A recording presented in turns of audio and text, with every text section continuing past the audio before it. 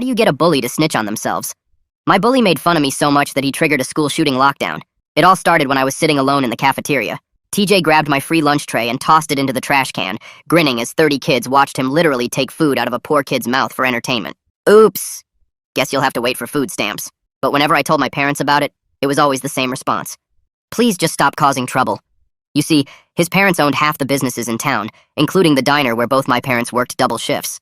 Standing up for myself meant getting evicted, and he knew this all too well. But on that same Tuesday, TJ had something special planned. We were in Miss Louise's history class when she got called to the office. TJ immediately spun around. You, food stamps, where's your friends at? I was just staring at my Chromebook pretending I didn't exist, but my hands were already doing that shaky thing. He started going through my stuff like he owned the place. That's when he found it. The photo tucked inside my notebook of me and my mom at her citizenship ceremony. Her proudest moment. Oh my gosh. He held it up. Is this your mom? Look at her crying. He started doing this exaggerated fake Chinese accent. I'm so happy to be American. I clean toilet real good now. The whole class went dead silent. I give good happy ending. I learned from my son. My face was going red. What's wrong? TJ grinned. Can't take a joke? Maybe that's why your dad drinks so much. I'd drink too if... Shut up. Ooh, he speaks. Hey everyone. The yellow poverty boy found his voice. He pulled out his phone. Number. Not this. It was a video from his dad's diner. My mom was cleaning tables at 2 a.m. and some drunk customer yelled at her. She was just taking it, nodding, apologizing for something that wasn't even her fault. Anything to keep putting food on our table. TJ turned the volume all the way up. Yes, sir. So sorry, sir. I fix right away, sir. I could hear her exhaustion, see her shoulders sagging. The whole class was watching my mother get humiliated in high definition. That was when I noticed the red button under Ms. Louise's desk. Your whole family's pathetic, TJ continued. At least my parents own things instead of cleaning them. Something inside me went quiet. The shaking stopped. You know what, TJ? You're right. You're so much braver than me. He blinked. Obviously. So brave that you'd do anything, right? Not like scared little me. What are you talking about, you freak? I leaned back, weirdly calm now. There's a button under Luce's desk. Red one. So? So press it. The room went still. Why would I? Because you won't. All that tough guy stuff? It's just daddy's money. Take that away and you're nothing. Too scared to press one little button. His face went red. I'm not scared of anything. Prove it. That's stupid. That's what I thought. I turned away. Guess the Littleson family was all talk. Your dad acted tough at the diner too, but everyone knew he was just... TJ slammed his hand on my desk. Shut your mouth about my family. He stormed over to Miss Louise's desk. The whole class held their breath. His finger hovered over it. This is what actual courage looks like, he announced. Click. For 10 seconds, nothing. TJ started laughing. You're so pathetic, you... Wee ooh. Police sirens. They were heading straight towards us. The principal's voice exploded over the intercom. Lockdown! This is not a drill! Repeat! This is not a drill! Red and blue lights flooded through every window. There was a helicopter. TJ was still at the desk, frozen. It was just a button. Hands visible! Nobody move! A SWAT team burst through the door, rifles drawn. TJ dropped to the floor, sobbing. He told me to! He made me. They evacuated the entire school. Mr. Littleson had to push through cameras to get to his son, his face purple with rage. The expulsion was immediate. It turned out pressing a school's emergency threat button was a felony. Who knew? But my revenge was short-lived. Because that night, my parents came home from the diner looking defeated. They'd both been let go. No explanation needed, we all knew why. I figured that was it. TJ was expelled, my parents were unemployed, but at least it was over. I was wrong. A week later, there was a knock at our door. It was Mr. Littleson, and as soon as my mom opened it, he strolled in without even taking off his shoes. Your son cost me a lot this week, he said calmly. Bad publicity, legal fees, my son's future. He turned to me. But I'm willing to make all these problems go away. My mom grabbed my hand. Just hear him out, she whispered. All you have to do, Mr. Littleson continued, is agree to my terms. What he said next made me realize that pranking his son wasn't enough revenge. I had to destroy him. He pulled out a folder from his briefcase and started laying papers across our kitchen table like he was dealing cards. Simple terms, he said while my mom's hand got tighter around mine. Your son goes in front of the school board next week and tells everyone he tricked my boy into pressing that button. He slid the first paper toward us, and I could see it was already typed up with my name at the bottom waiting for a signature. He admits to manipulating an innocent student into triggering a false emergency. The second paper came sliding over, and this one had way more legal words on it. Then you all sign this NDA about any alleged incidents at the diner or anywhere else involving my family. My dad was standing by the sink, and I could see his knuckles going white from gripping the counter. In exchange, you both get your jobs back tomorrow morning with full back pay for this week. Mr. Littleson leaned back in our creaky kitchen chair and looked around our tiny apartment. Or you can keep being stubborn and see how long you last without any income in this town. He stood up and left the papers on our table. You have until Monday to decide. He walked out without closing the door behind him, and we could hear his expensive shoes clicking down the hallway. Nobody moved for the longest time, and I just stared at those papers, while my mom finally let go of my hand to rub her temples. Dad walked over and quietly shut the door, then came back to the table and picked up the papers one by one, reading them carefully. 20 minutes went by with just the sound of the clock ticking and cars passing outside our window. We need those jobs, Dad finally said, but he was looking at me, not Mom. But I'm not going to force you to lie about what that kid did to you. Mom started crying quietly, and Dad put his arm around her shoulders. We'll figure something out. That night I couldn't sleep, so I grabbed my laptop and started searching everything I could about retaliation and labor laws. Most of the legal websites were super confusing with all these big words and references to different acts and statutes, but I kept bookmarking pages that mentioned wrongful termination. I found this one site about whistleblower protections that said employers couldn't fire people for reporting illegal stuff, and I wondered if bullying counted. There was another page about retaliation that explained how it was illegal to punish employees for their family members' actions, and I took screenshots of everything. By 3 a.m., I had like 40 tabs open, and my eyes were burning, but I kept reading about cases where people sued their employers and won. The next morning at breakfast, I showed my parents some of the stuff I found and told them we shouldn't sign anything yet. Let's just explore our options first, I said, while Mom poured coffee with shaky hands. Maybe there's another way. They both looked scared, but Dad nodded and said we could wait a few days before deciding anything. School felt weird without TJ there, but his friends kept shooting me dirty looks in the hallway. After history class, I waited for everyone to leave, then approached Ms. Louisa, who was erasing the whiteboard. Can I ask you something? She turned around, and I could tell she already knew what this was about. I was wondering if you'd be willing to confirm that you left the classroom that day when you got called to the office. She put down the eraser and looked uncomfortable. I'll think about it, she said quietly, and then started packing up her stuff really fast. At lunch, I was sitting in my usual corner spot picking at my replacement free lunch when this kid Tyrone from the school paper walked up to my table. Mind if I sit? He didn't wait for an answer and pulled out his phone. I've been documenting TJ's crap for months, he said, and started scrolling through his camera roll. Got tons of videos from the cafeteria. He turned the phone toward me, and there it was, clear as day, TJ grabbing my tray and tossing it in the trash while everyone laughed. This one's from last week, Tyrone said, and swiped to another video where TJ was making those same racist comments about my mom. Been building a file since my cousin was his target last year. The quality was perfect, and you could hear everything TJ said, including stuff I'd forgotten about. Would you share these with the right people when the time comes? I asked, and Tyrone immediately nodded. Already been waiting for someone to actually do something about him, he said, and gave me his number. Just text me when you need them. After school, I walked 12 blocks to the community center where they had signs about free legal aid on Wednesdays. The waiting room was packed with people, and the lady at the desk said it would be at least a 3-hour wait, but I signed in anyway. I sat there doing homework and watching people go in and out of the little offices until finally around 6 p.m. they called my name. The attorney was this woman named Allison Novak, who had papers everywhere on her desk and looked tired, but she listened to my whole story without interrupting once. When I finished explaining about my parents getting fired right after the button incident, she immediately sat up straighter. Your parents have a really strong retaliation case, she said, and started writing notes on a yellow pad. They can't legally fire someone because their kid reported bullying or triggered a legitimate safety concern. She reached into her desk drawer and pulled out a business card with her name and the legal aid office number on it.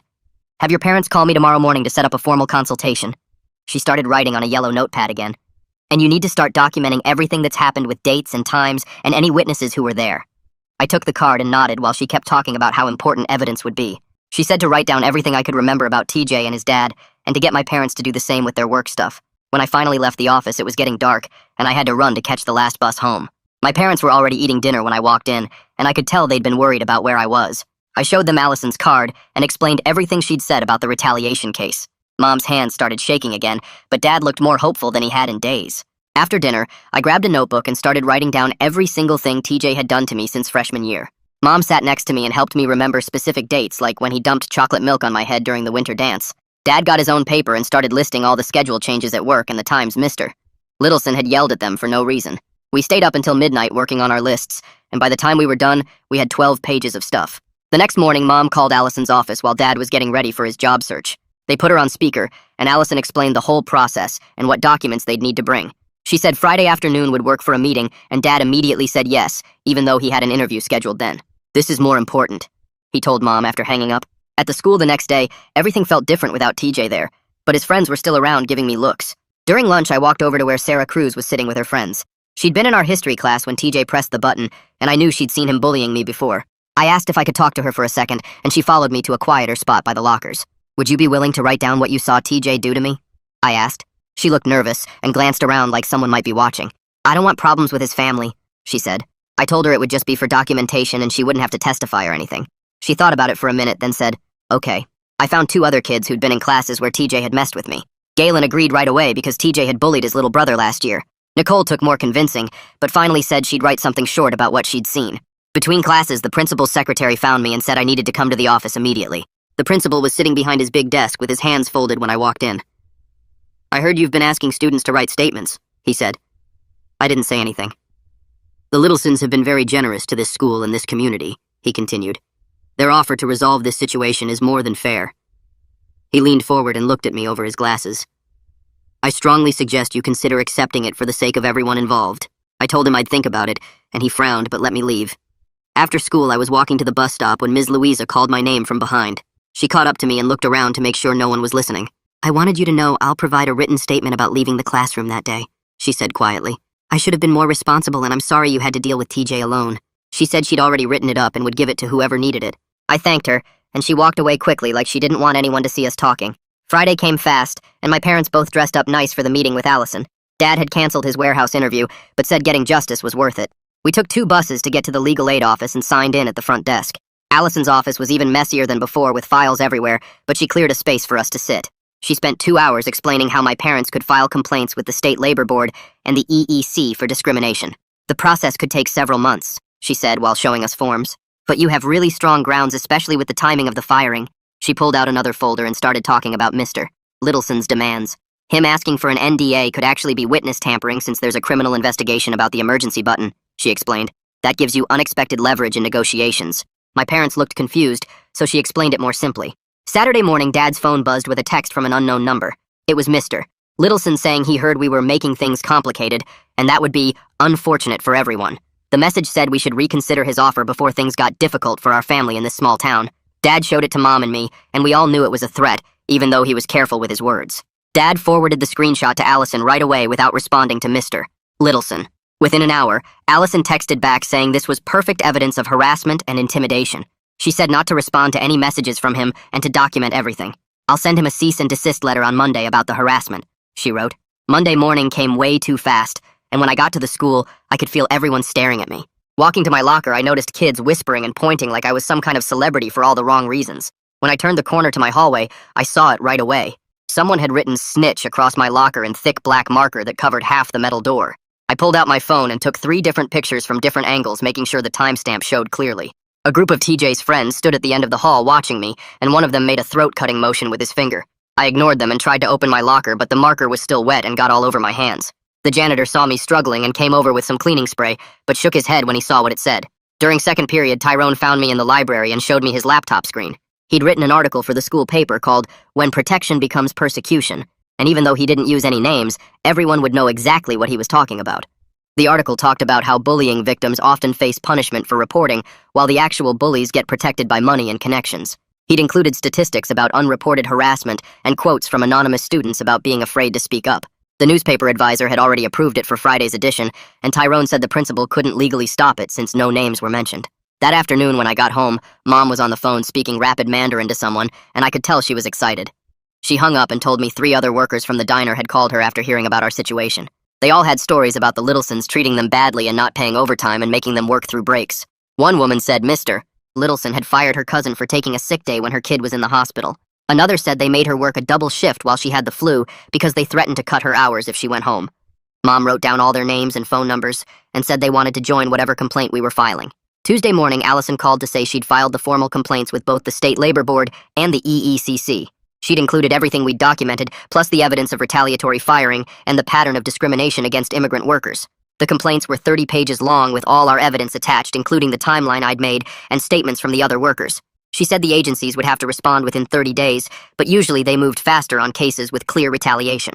Wednesday afternoon, the diner got served with official notice from the Labor Board. They were under investigation and had to provide all employee records going back 2 years, including time cards and pay stubs and scheduling documents. The investigator also wanted to interview current and former employees about working conditions. Mom heard from her friend who still worked there that Mr. Littleson had been yelling on the phone all afternoon, and his lawyer had been at the diner for 3 hours. Thursday at the school felt weird without TJ there, but his friends made sure I didn't forget about him. During history class, someone threw a paper ball at the back of my head hard enough to sting. When I turned around, 3 kids were looking at their desks, trying not to laugh. The paper had "rat" written all over it in red pen. Miss Louisa saw it happen, but just told everyone to settle down without actually doing anything about it. After class, she pulled me aside and apologized, but said the administration had told teachers to avoid taking sides in the situation. Friday morning, the detective who'd been investigating the emergency button incident called our house. He asked me to explain again exactly what happened that day, and I told him everything, including how TJ had been harassing me for years. I explained about the photo of my mom and the video from the diner, and how he'd made racist comments about our family. The detective asked if I had any proof of the long-term harassment, and I told him about Tyrone's videos and the other students who'd witnessed it. He said he'd need to interview them too, and asked for their contact information. That weekend, my parents started seriously looking for new jobs, but it was harder than we thought. The Littlesons owned the 2 biggest restaurants in town, plus a catering company, and had connections with most other businesses. Mom filled out an application for the hospital cafeteria, and Dad applied to 3 warehouses in the next town over. The hospital seemed interested in Mom because of her experience, but said they wouldn't have an opening for 6 weeks.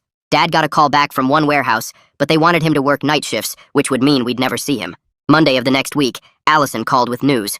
Mr. Littleson's lawyer had sent her a letter offering to settle everything for 1 month of severance pay if we dropped all the complaints and signed an agreement to not discuss the situation publicly. Allison actually laughed when she read it to us over the phone.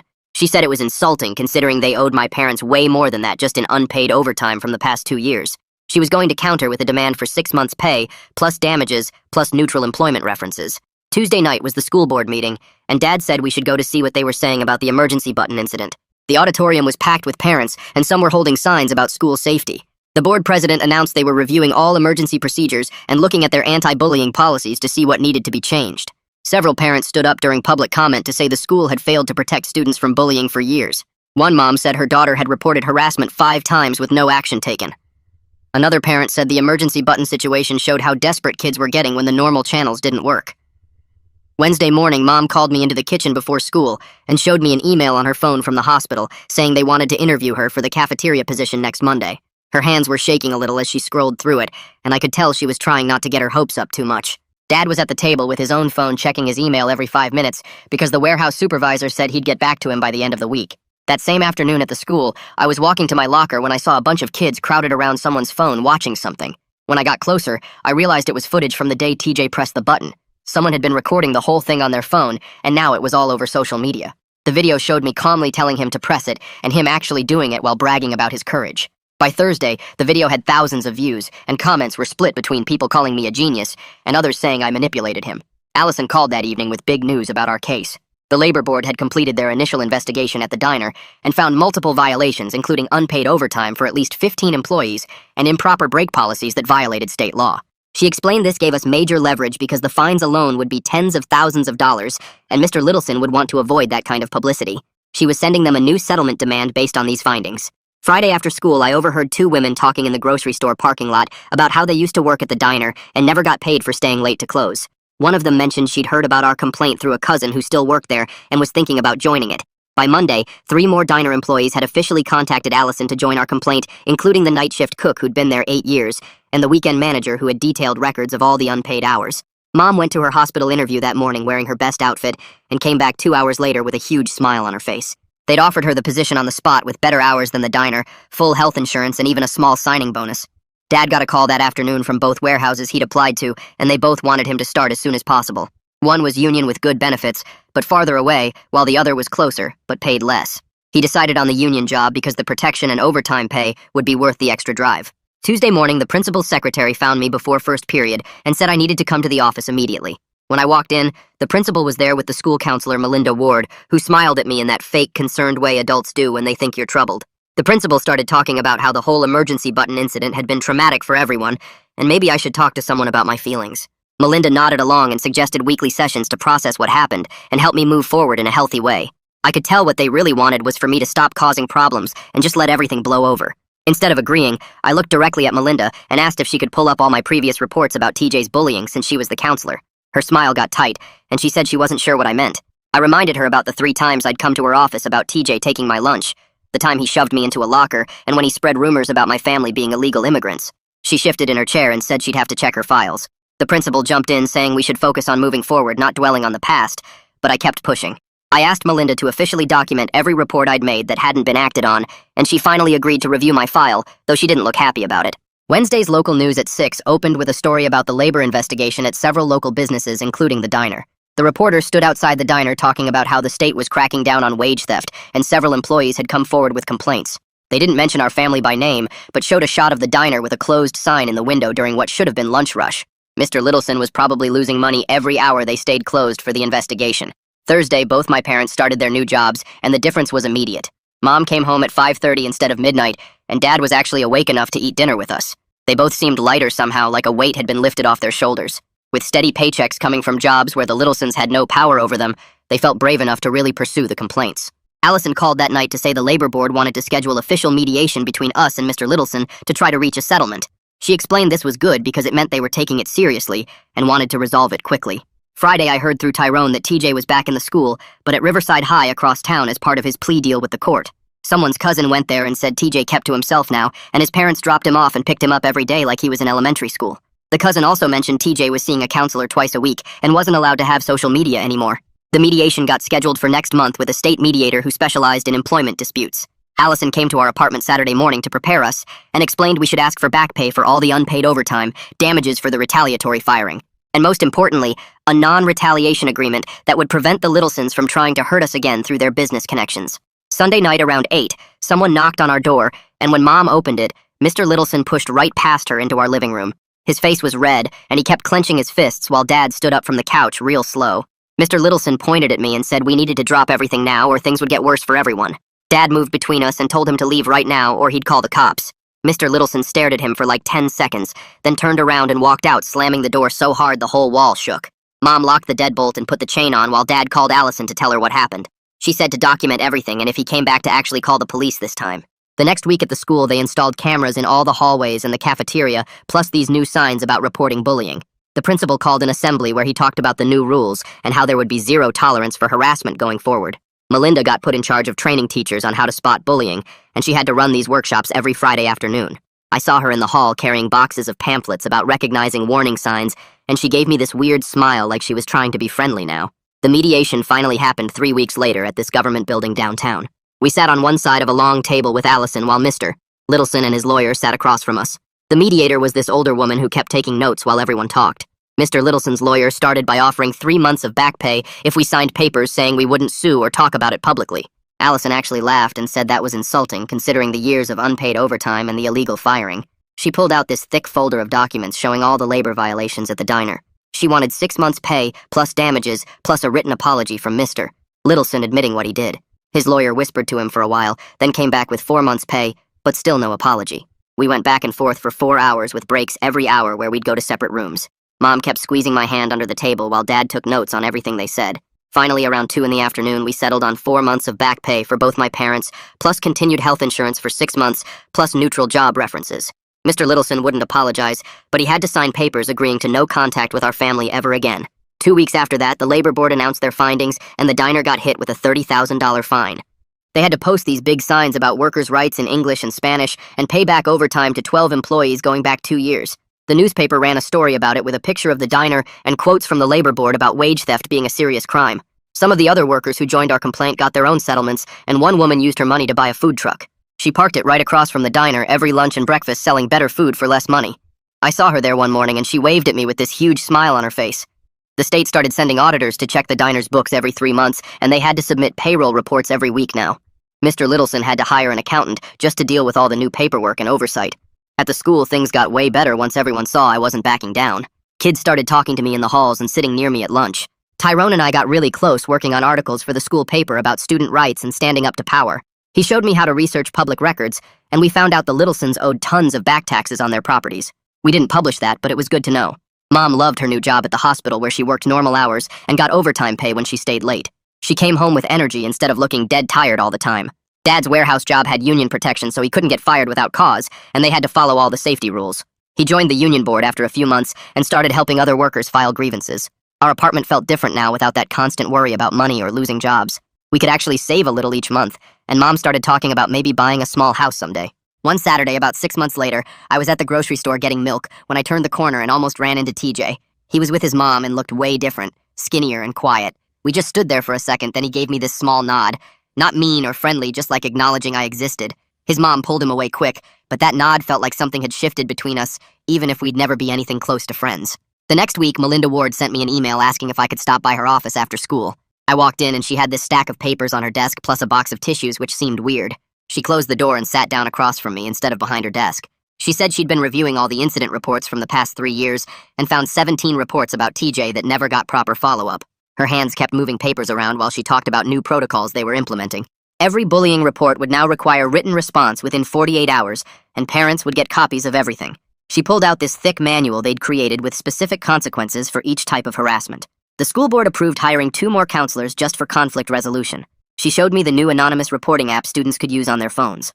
3 months later, the district's anti-bullying program got recognized by the state education department. They sent this fancy certificate and a $1,000 grant for more training. The local news did a segment about it and interviewed the principal who talked about creating safe learning environments. They wanted me to speak at the awards ceremony downtown, but I told them no thanks. I had other stuff to focus on, like college applications. The acceptance letters started showing up in March. First was State University with partial aid, then 2 rejections from expensive private schools. But then the big envelope came from my top choice with a full-ride scholarship plus work study. The financial aid letter mentioned my essay about standing up to systemic oppression and how it aligned with their values. Mom cried when she read it, and Dad took a picture of the letter to send to his brother. Around the same time, the newspaper ran another story about the Littlesons selling their second restaurant location to pay legal settlements. The labor board had expanded their investigation to all their businesses and found violations at 3 properties. They had to sell the mini golf place and one of the gas stations just to cover fines and back wages. Their remaining businesses got audited monthly now and had to submit weekly compliance reports. The diner stayed open, but with half the tables it used to have. Graduation day came in June, and the gym was packed with families. When they called my name, I walked across that stage and could hear Mom yelling something in her language from the bleachers. Dad stood up and clapped so loud people turned to look. After the ceremony, they both hugged me so tight I couldn't breathe. Mom kept touching the honor cord I got for grades, and Dad said he knew I'd make it through everything. We took pictures by the school sign, and Mom posted them everywhere online. That same week, Tyrone got his acceptance letter from the journalism program at Northwestern with a $15,000 scholarship from some foundation for investigative reporting. He texted me this long message about how watching me stand up to the Littlesons showed him what real journalism could do. He was planning to focus on labor rights and corruption in small towns. His first assignment for the school paper next year would be following up on our town's story. 2 days before I left for college, Mom cooked all my favorite foods. She made spring rolls and that soup I loved, plus Dad grilled burgers outside.